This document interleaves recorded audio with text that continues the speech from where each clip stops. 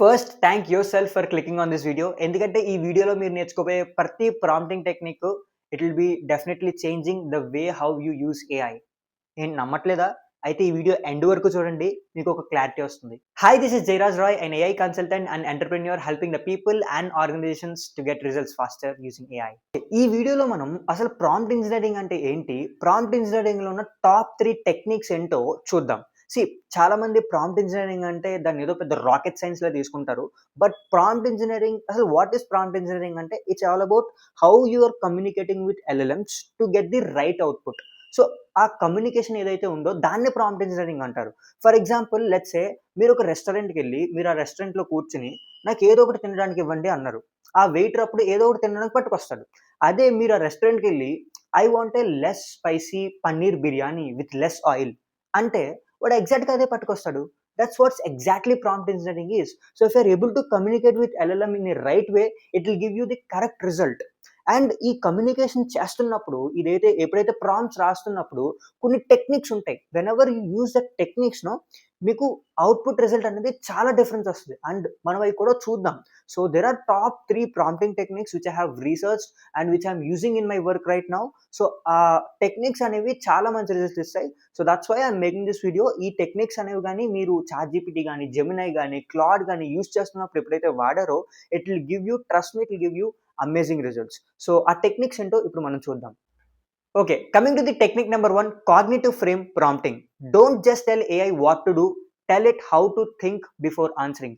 అంటే ఏఐకి మీరు ఏం చెయ్యాలో చెప్పడమే కాదు, దానికి ఎలా ఆలోచించాలో కూడా చెప్పాలి. అంటే for example let's say you are an entrepreneur and you want to get some business ideas. మీకు కొన్ని బిజినెస్ ఐడియాస్ కావాలి అనుకో. చాట్‌జీపీటీకి వెళ్ళి నార్మల్‌గా నూబ్ గాడు అయితే ఏం టైప్ చేస్తాడంటే, ఈ వీడియో చూడలేడు, ఏం టైప్ చేస్తాడు, I want business idea, I'm an entrepreneur, I'm a student అని చెప్తాడు. అండ్ అదే కొన్ని సోది స్టార్టప్ ఐడియాస్ ఇస్తది. సో అదే నీకు ఈ ప్రాంప్టింగ్ టెక్నిక్ తెలుసు అనుకో, నువ్వేం చేస్తావు, I'm an entrepreneur, I'm a student who is looking to solve problems using AI and want to help people. And దాని తర్వాత లాస్ట్‌లో ఏమిస్తావు అంటే, before answering analyze like a startup consultant, break down market gaps, use pain points and monetization potential, then suggest ideas. So ఇలా ఎప్పుడైతే మీరు ఇచ్చారో it completely changes the results and you can clearly see it on the screen, right? So that is the power of prompting techniques guys. ఈ ఒక్క sentence వాడటం వల్ల the output మొత్తం అనేది చేంజ్ అయిపోతుంది. And if that idea work out అయితే నిజంగా you will become a millionaire. So that's what, right? That is what the power of prompting techniques. So this is about the first prompting technique. I hope you understood. All right, technique number 2 ఏంటంటే constraint based prompting. Creativity increases when constraints are defined. అంటే ఏంటంటే you will be constraining the prompt. అంటే ప్రాంప్ట్‌కి limits అనేవి పెట్టేస్తారు. మీరు ఎన్ని limits పెడితే ప్రాంప్ట్‌కి మీకు అంత బెస్ట్ అవుట్‌పుట్, అంత పెద్ద క్రియేటివిటీ, మీరు ఏఐని బాగా యూజ్ చేయగలరు. అంత క్రియేటివ్‌గా ఏఐ ఆలోచించగలదు. Okay, for example let's say I want to create a YouTube script. ఒక నూబ్ గాడు అయితే ఎలా టైప్ చేస్తాడంటే prompt, I want a YouTube script where I want to tell about how to improve communication skills to my audience. This is a noob prompt. Now, as an expert in prompt engineering, నేను ఎలా type చేస్తానంటే చూడండి, write a 60-second YouTube script for beginners using simple language, max 3 ideas, each explained with real life analogy and end with strong CTA. ఇక్కడ మీరు ఈ ప్రాంప్ట్లో చూసినట్లయితే నేను 3 constraints క్లియర్గా డిఫైన్ చేశా. ఏంటి? It must be 60 seconds. దాని తర్వాత ఇట్ మస్ట్ బి రియల్ వరల్డ్‌లో ఉండాలి. దాని తర్వాత ఏంటి? 60 సెకండ్స్ ఉండాలి. I have defined these 3 constraints very clearly in my prompt. So ఈ పరిధిలోనే నాకు క్రియేటివ్‌గా ఇది ఇస్తుంది video. So that's what I want, right? So ఎప్పుడైతే నేను ఈ ప్రాంప్ట్ యూజ్ చేశానో, ఇలా కన్‌స్ట్రెయింట్స్ యూజ్ చేసి నాకు ఆ పరిధిలోనే ఆ 60 సెకండ్స్‌లోనే రియల్ వరల్డ్ ఎగ్జాంపుల్స్‌తో నాకు ఒక యూట్యూబ్ స్క్రిప్ట్ ఇస్తుంది. So that's what the difference between a normal noob guy and a pro guy who know prompting. So ఎప్పుడైతే మీరు ఈ కన్‌స్ట్రెయింట్ బేస్డ్ ప్రాంప్టింగ్ వాడారో you will apply limits to your prompts. ఎంత వీలైతే అంత లిమిట్స్ వాడండి. So that your AI will become that much creative and give you creative answers. Hope you understood this technique and I hope you will definitely apply in your work what you're doing. Talking about the technique number 3, which is really very interesting, and నేను ఇది రీసెంట్గా last వీకే ఈ prompting technique అని నేర్చుకున్నాను and it is really very helping in my work. And ఈ prompting technique పేరు వచ్చేసి ontology based prompting. So ఇక్కడ మీరు ఒక కొత్త వర్డ్ చూస్తున్నారు, అదే ఆంటాలజీ.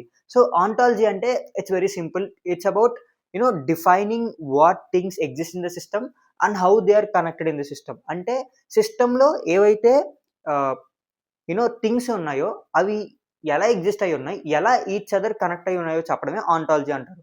సింపుల్ ఎగ్జాంపుల్‌తో చూద్దాం. ఫర్ ఎగ్జాంపుల్ లెట్స్ సే ఒక ఆర్గనైజేషన్ తీసుకోండి. ఫర్ ఎగ్జాంపుల్ ఒక ఆర్గనైజేషన్‌లో ఎవరుంటారు?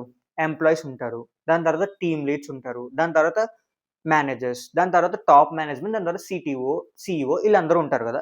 సో, ఎప్పుడైతే మనం ఏఐతో ప్రాంప్ట్ చేస్తున్నప్పుడు ఈ రిలేషన్‌షిప్స్ కరెక్ట్‌గా మనం ఎప్పుడైతే ఎక్స్‌ప్లెయిన్ చేసామో it gives you the best output. అంటే ఇక్కడ మీ అంటే నీకు నీ మేనేజర్‌కి రిలేషన్ ఎలాగుందో నీకు మాత్రమే తెలుసు కదా! That is what business context. That is how you know the business knowledge what you're having in your company. So when you're able to define that relationships very well in the prompt, it is going to give you the best output. For example, school పర్స్పెక్టివ్‌లో తీసుకుంటే, for example స్కూల్‌లో ఎవరుంటారు? Students ఉంటారు. Students తర్వాత teachers, teachers తర్వాత HODs, దాని తర్వాత principles, దాని తర్వాత స్కూల్ ఫౌండర్. సో ఇవన్నీ ఇలా ఉంటారు. సో ఇక్కడ ఏం జరుగుతుంది? For example let's say manager assigns tasks to N employee. Employee complete the tasks to get a certain goal and the goal results in revenue. So this is a relationship between general relationship. Any ఆర్గనైజేషన్‌లో ఉన్నది. మీ ఆర్గనైజేషన్‌లో డిఫరెంట్‌గా ఉండొచ్చు. నా ఆర్గనైజేషన్‌లో డిఫరెంట్‌గా ఉండొచ్చు. So ఎప్పుడైతే మీరు ఆర్గనైజేషన్స్‌లో వర్క్ చేస్తున్నారు లేదా మీరు స్టూడెంట్ అయినా కూడా మీరు కాలేజ్ ఎగ్జాంపుల్స్ యూజ్ చేసినప్పుడు ఈ రిలేషన్‌షిప్స్ ఎప్పుడైతే డిఫైన్ చేసారో కరెక్ట్‌గా మీకు ఏఐ అనేది బెస్ట్ అవుట్‌పుట్ అనేది ఇస్తుంది. So let's see it with a simple example. ఒక నార్మల్ ప్రాంప్ట్ చూసుకుంటే మీరు ఎలా ఉంటుందంటే, how can an organization improve performance? This is a normal prompt. If you give this prompt, the result will be also normal గానే వస్తుంది మనకి.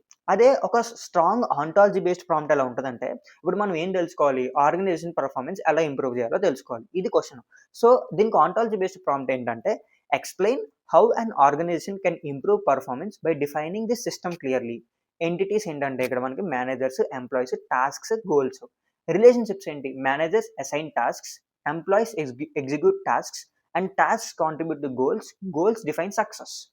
This is the relationships I'm clearly explaining in the prompt, and analyze how improving each relationship impact overall performance and provide practical steps.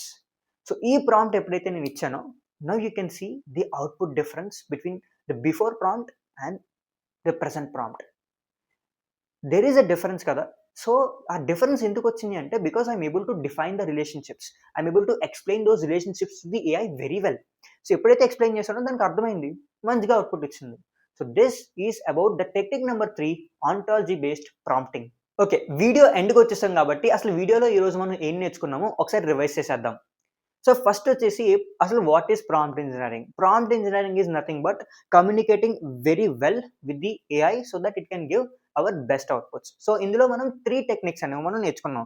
First technique వచ్చేసి cognitive framing prompting. So ఇందులో ఏంటంటే మనం ఏఐకి ఏం చేయాలో చెప్పం, ఎలా థింక్ చేయాలో కూడా చెప్తాం. And technique number 2 constrain based prompting. ఈ ప్రాంప్టింగ్‌లో మనం ఏం చెప్తామంటే ఏఐకి లిమిట్స్ అప్లై చేస్తాం. ఎంత వీలైతే అంత లిమిట్స్ అప్లై చేస్తాం. సో దట్ ఆ కన్‌స్ట్రెయిన్స్‌లోనే మనకు అవుట్‌పుట్ అనేది చాలా బాగా ఇస్తుంది.